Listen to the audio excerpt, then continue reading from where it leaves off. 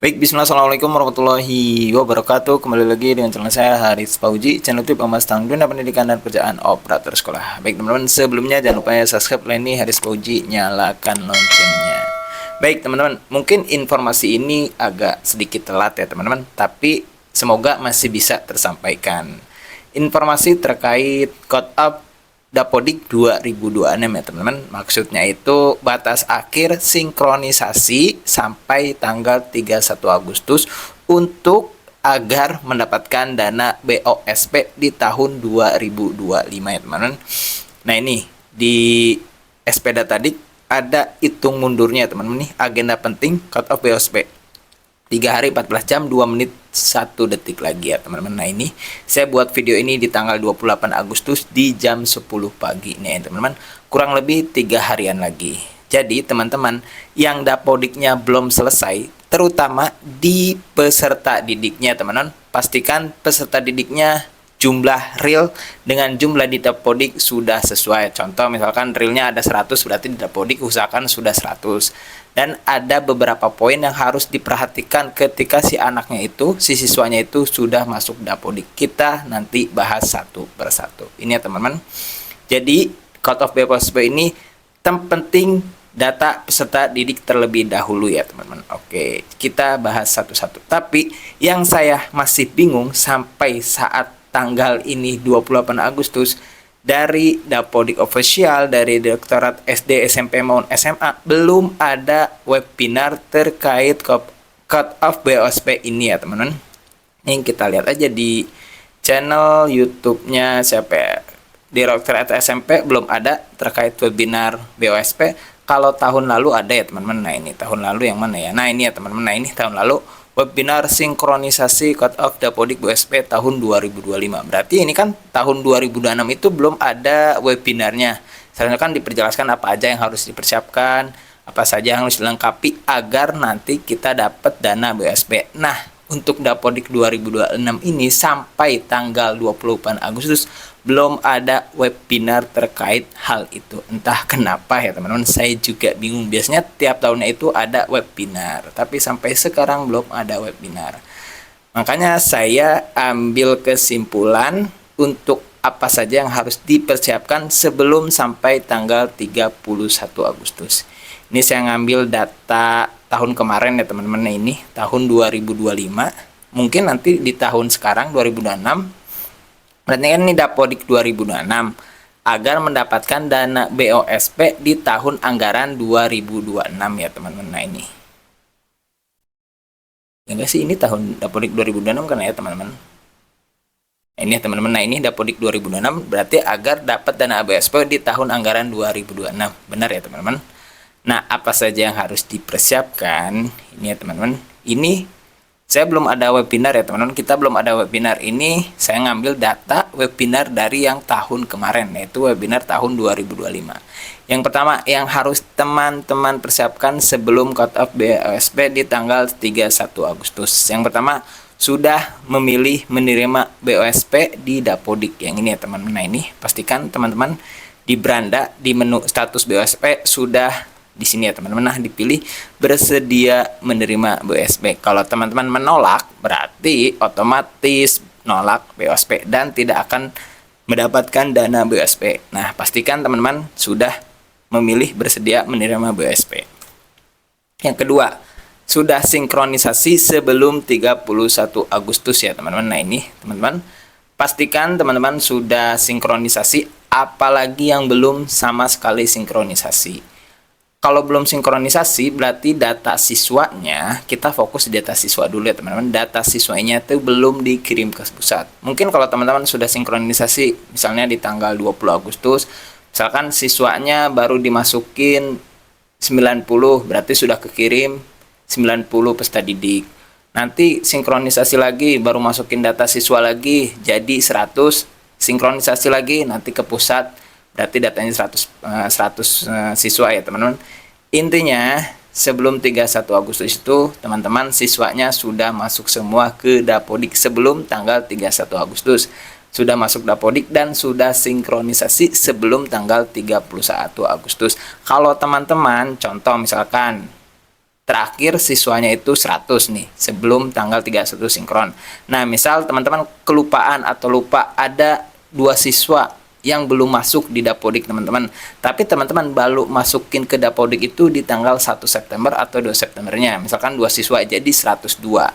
Karena teman-teman masukin siswanya itu di tanggal 1 September, nah satu siswa atau 2 siswa itu yang dimasukin di tanggal 2 September itu tidak akan dapat dana BSP di sekolah kita. Berarti dana BSP di sekolah kita itu hanya 100 orang, karena yang 2 orang itu kita telat memasukinya sebelum tanggal 31 Agustus. Itu ya teman-teman, contohnya kenapa kita harus sinkronisasi sebelum tanggal 31 Agustus, terutama terkait peserta didik, jumlah peserta didik itu yang kedua.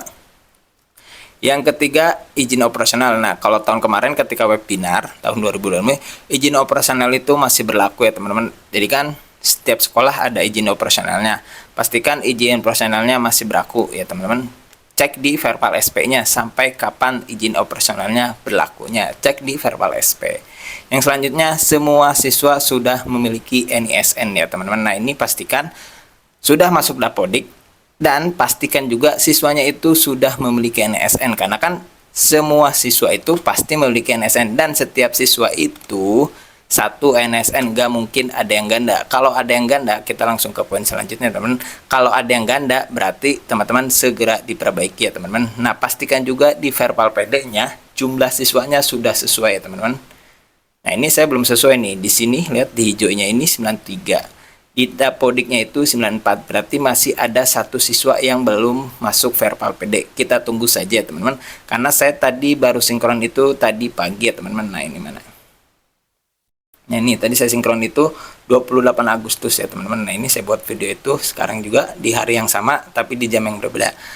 Mungkin nanti saya cek lagi di esok hari, mungkin nanti akan bertambah. Jadi teman-teman yang sudah sinkronisasi di Dapodik, untuk masuk ke verbal PD itu butuh hari, butuh 1 kali 24 jam. Jadi teman-teman tidak langsung berubah ya teman-teman dari Dapodik ke verbal PD. Ada yang 1 hari, ada yang 2 hari baru jumlahnya sesuai.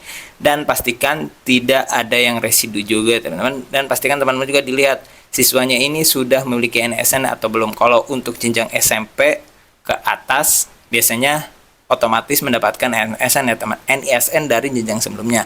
Nah, untuk teman-teman yang sebagai operator SD, TK, PAUD, nah biasanya kan ada juga siswa yang belum memiliki NISN karena kan baru masuk Dapodik. Nah, itu segera diurus ya teman-teman.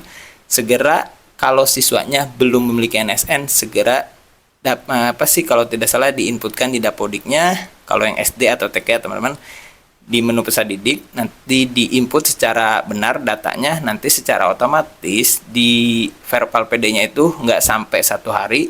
Kalau memang servernya lagi normal, nanti akan muncul NISN-nya. Jadi teman-teman yang untuk jenjang SD, TK ke bawah, segera kalau siswanya belum memiliki NISN, segera diproses. Kalau memang tidak bisa diurus secara Dapodik, silakan teman-teman kunjungi main ke dinas untuk segera diproses. Karena kan syarat untuk mendapatkan BOSA itu teman-teman harus siswanya sudah memiliki NISN ya teman-teman. Dan pastikan tidak ada siswa yang ganda ya teman-teman. NISN ganda ya teman-teman. Nah, ini tidak ada NISN ganda. Kalau teman-teman mengalami NISN ganda, teman-teman nanti di menu ini aja nih, pengeluaran siswa tercatat ganda. Nanti kan di residu kan kelihatan nih. Nanti teman-teman cek aja di quality controlnya, gandanya itu sama sekolah yang mana. Nanti di menu ini nih, pengeluaran siswa, nanti teman-teman inputkan saja nih NPSN si anak itu gandanya sama sekolah yang mana. Teman-teman nanti tinggal diinputkan NPSN-nya berapa, NISN-nya berapa, namanya siapa, tanggal lahirnya berapa. Nanti klik pencarian, biasanya nanti dipinta upload dokumen kalau nggak ijazah sebelumnya atau surat keaktifan belajar kalau jenjang yang sama. Tapi kalau jenjang yang berbeda, misalkan aktif versus aktifnya di SD dan di SMP. Nah, upload ijazah SD-nya karena dia kan sudah masuk SMP. Misalkan gandanya dengan jenjang yang sama, berarti teman-teman lampirkan surat aktif pengajar di sekolah teman-teman. Itu ya teman-teman cara memperbaiki siswa NISN ganda ya teman-teman. Dan teman-teman juga harus koordinasikan dengan dinas dan pusat. Silakan teman-teman follow IG-nya Data Pendidikan. kalau ada permasalahan info dari teman, segera DM aja IG-nya Data Pendidikan ya teman-teman, agar segera diproses yang NSN ganda. Oke, itu ya teman-teman. Poin selanjutnya, nah ini kalau berdasarkan hasil webinar tahun kemarin ya teman-teman, untuk webinar tahun sekarang kan belum ada. Semua siswa itu sudah masuk rombel ya teman-teman. Nah, kan sudah masuk Dapodik nih teman-teman. Pastikan si siswa ini sudah masuk rombel semua ya teman-teman. Jangan ada yang di luar rombel ya teman-teman. Nah, kalau sudah masuk rombel itu biasanya divalidasi itu kalau siswa yang belum masuk rombel akan invalid ya teman-teman. Pastikan siswanya sudah masuk rombel semua ya teman-teman. Pastikan. Biasanya sih kalau siswanya belum masuk rombel, divalidasinya akan invalid di menu siswa ya teman-teman. Di menu peserta didik akan invalid. Oke, itu. Yang selanjutnya yang terakhir, nah ini yang masih ada residu di verbal PD segera diperbaiki ya teman-teman. Nah ini pastikan di verbal PD-nya sudah hijau semua, tidak ada kesalahan lagi, nicknya belum ada atau kesalahan nama dan yang lainnya, segera diperbaiki ya teman-teman. Walaupun waktunya masih mepet, ya semoga aja masih bisa diperbaiki ya teman-teman. Pastikan hijau semua ya teman-teman. Nah ini contoh, ini saya alhamdulillah hijau semua 100%, datanya valid. Tapi nanti saya akan cek lagi. Biasanya walaupun datanya valid, ketika saya cek lagi ternyata ada perbedaan, entah itu di ijazahnya beda dengan kakaknya atau kakaknya benar tapi di ijazahnya salah. Nanti kita cek lagi ya teman-teman. Walaupun di sini sudah valid tapi biasanya nanti ada kesalahan. Apalagi siswa teman-teman yang di sekolahnya siswanya yang di atas 200-300. Nah ini teman-teman harus diperhatikan baik-baik terkait residu, data residu peserta didik. Oke, itu ya teman-teman terkait cut-off BOSP di tahun 2006. Dan ini juga berlaku untuk yang teman-teman telah mengusulkan dana PIP ya teman-teman, sudah saya bahas di video yang ini ya teman-teman. Nah ini cara mengusulkan, mana ini cara mengusulkan PIP ya teman-teman. Nah untuk PIP juga yang mengusulkan itu sebelum tanggal 31 Agustus ya teman-teman. Kalau teman-teman mengusulkannya di atas, misalkan di tanggal 1 atau 2 September, itu sudah telat ya teman-teman. Berarti siswa itu tidak dapat dalam radar pengusulan PIP. Pastikan teman-teman yang sudah diusulkan siswanya disinkronisasi sebelum tanggal 31 Agustus. Oke, itu saja informasinya. Ini poin-poin penting terkait agar siswa kita mendapatkan dana BOSP di tahun 2026. Oke, semoga informasi ini tersampaikan, semoga informasi ini bermanfaat. Silahkan share video ini ke teman-teman yang lain. Dan tentunya jangan lupa juga subscribe ini Haris Pauji, nyalakan loncengnya. Wassalamualaikum warahmatullahi wabarakatuh.